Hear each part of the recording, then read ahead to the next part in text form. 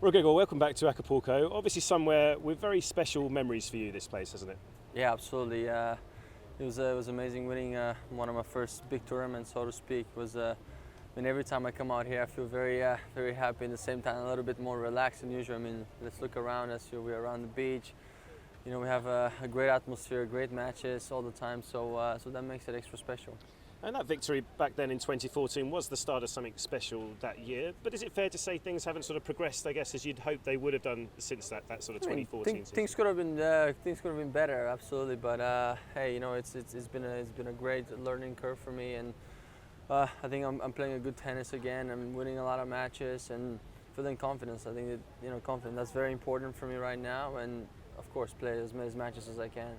What was working so well for you, do you think, back then and sort of early and certainly throughout 2014 that maybe you lost your way a bit with last year in terms of your specifics of your game? I think I've won a lot of matches, and that was giving me a lot of confidence everywhere I've gone. I felt I was sort of like riding the wave. I always had like sort of an easy first rounds. I mean, you were breezing a little bit here and there, so you put yourself in a good position to play those big matches, and then all of a sudden you drop a few points and your ranking is back, and then all of a sudden you have to play again against those guys, and I think it's one of the toughest things to beat them throughout. So yeah.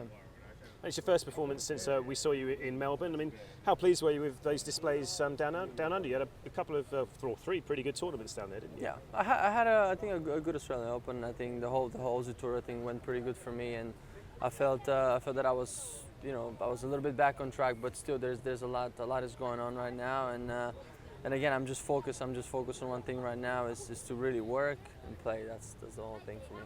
I'm looking a bit about sort of young players, people like Dominic Thiem coming through, and it feels like we talk about it every year, the sort of, what it's like yourself, to be touted as the next big thing. But why do you think it has been so difficult for certainly the very young players to break through into that sort of... I think it's just not easy. I mean, obviously you see now some sort of the younger players are playing better tennis, and I think it comes a point in your life that you got to decide which way you want to go, and I think we all decide. I mean, not decide, but we all are sort of in a good path right now, that we're feeling good, feeling confident, winning a lot of matches and starting to find our own rhythm on each tournament, and that helps a lot.